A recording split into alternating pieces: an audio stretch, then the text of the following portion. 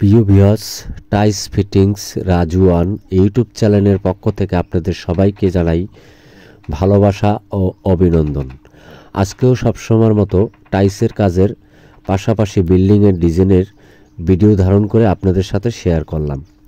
আশা করি সবাই সবসময়ের মতো শুরু থেকে শেষ পর্যন্ত ভিডিওটা দেখবেন।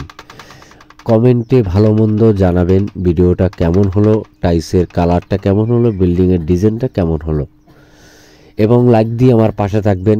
আর যে সকল টাইস মিস্ত্রি ভাইরা আছেন, অনেকে আমার ইউটিউব চ্যানেলে নূতন, যদি আপনি আমার আজকে ইউটিউব চ্যানেলে নূতন হয়ে থাকেন, ভিডিওটা প্রথম দেখে থাকেন, অবশ্যই আমার ইউটিউব চ্যানেলটি সাবস্ক্রাইব করে বেল বাটনটি বাজিয়ে দিয়ে লাইক দিয়ে আমার পাশে থাকবেন।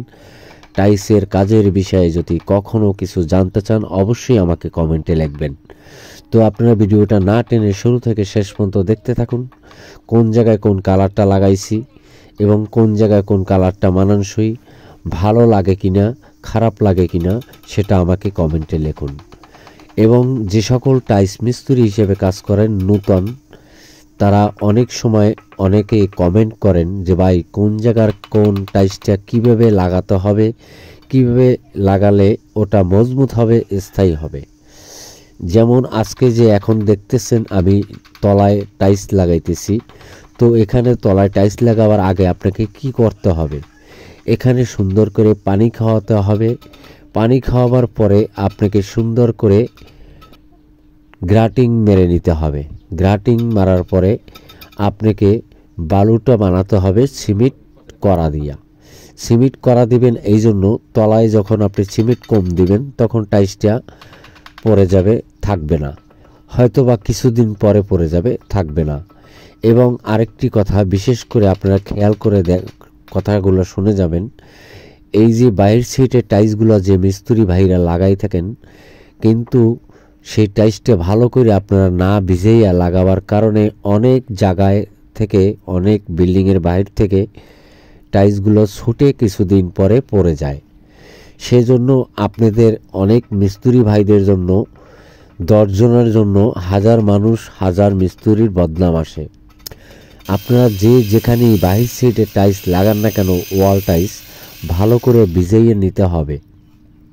এবং তলায় যখন টাইস লাগাবেন ভালো করে ভিজিয়ে নিতে হবে সেই জায়গাটা, এবং গ্রাটিং দিয়ে নিতে হবে। টাইসটা ভালো করে ভিজিয়ে নিতে হবে এবং বালু করা সিমেন্ট দিয়ে বানিয়ে তারপরে কাজ করতে হবে।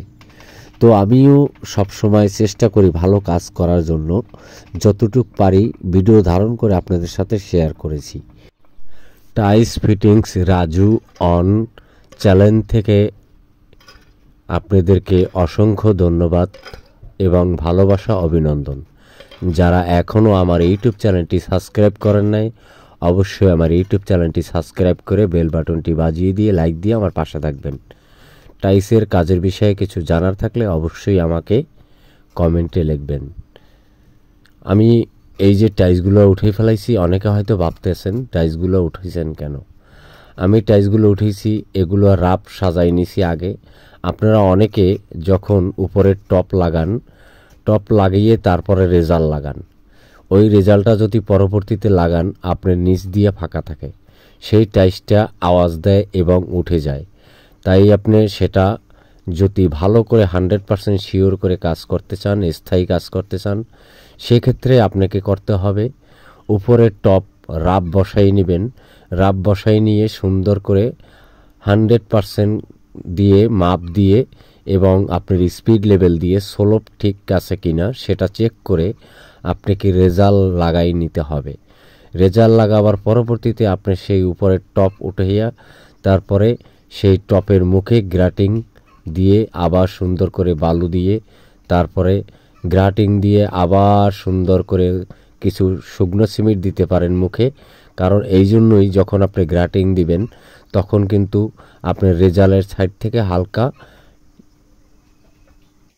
ডাবতে পারে, যখনই ডাববে তখনই ওই টাইসটা আওয়াজ দিবে।